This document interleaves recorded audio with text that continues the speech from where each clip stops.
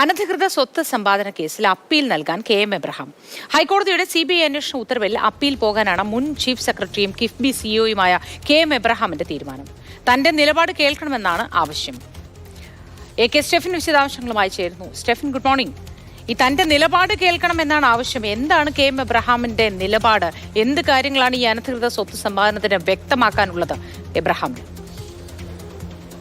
മോത്തി, പ്രധാനമായും K M. Abraham പറയുന്നത് ഇതൊരു കെട്ടിച്ചമച്ച പരാതിയാണ്. ഈ പരാതിക്കാരൻ, പ്രത്യേകിച്ചും ജോമൻ പുത്തപ്പുരയ്ക്കലിന് അദ്ദേഹവുമായുള്ള വ്യക്തി വൈരാഗ്യമാണ് ഈ കേസിന് ആധാരമെന്നുള്ളതാണ് കെ.എം. എബ്രഹാം വ്യക്തമാക്കുന്നത്. അതുകൊണ്ട് തന്നെ ഹൈക്കോടതി ഉത്തരവിനെതിരെ അപ്പീൽ പോകാനാണ് കെ.എം. എബ്രഹാമിന്റെ തീരുമാനം. ഒപ്പം തന്നെ ഈ മുൻ വിജിലൻസ് ഡയറക്ടർ കൂടിയായിരുന്ന ജേക്കബ് തോമസിന് അദ്ദേഹത്തോടുള്ള വ്യക്തി വൈരാഗ്യം, പ്രത്യേകിച്ചും അദ്ദേഹത്തിന്റെ കോടിക്കണക്കിന് രൂപ വരുന്ന ക്രമക്കേട് പുറത്തു കൊണ്ടുവന്നതിലുള്ള ഒരു വൈരാഗ്യമാണ് ഈ കേസുമായി ബന്ധപ്പെട്ട് രണ്ടുപേരും, ഹർജിക്കാരനായിട്ടുള്ള ജോമൻ പുത്തുപുരയ്ക്കലും അതോടൊപ്പം തന്നെ ജേക്കബ് തോമസും ഇങ്ങനെ പ്രത്യക്ഷത്തിൽ വന്ന അദ്ദേഹവുമായി ഉള്ള പ്രശ്നങ്ങൾക്ക് കാരണമെന്നുള്ളതാണ് അദ്ദേഹം വ്യക്തമാക്കുന്നത്. അത് കോടതി ധരിപ്പിക്കുമെന്നുള്ളത് കെ.എം. എബ്രഹാം പറയുന്നു.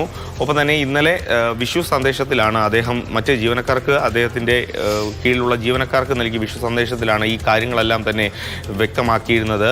ഒപ്പം തന്നെ ഈ കേസുമായി ബന്ധപ്പെട്ട് ഹൈക്കോടതിയിൽ അപ്പീൽ നൽകിക്കൊണ്ട് മുന്നോട്ട് പോകാനാണ് തീരുമാനം. അതിന് കൃത്യമായ നിയമോപദേശം സ്വീകരിക്കാൻ ഉള്ള തീരുമാനത്തിലാണ് കെ.എം. എബ്രഹാം ഇപ്പോൾ ഉള്ളത്.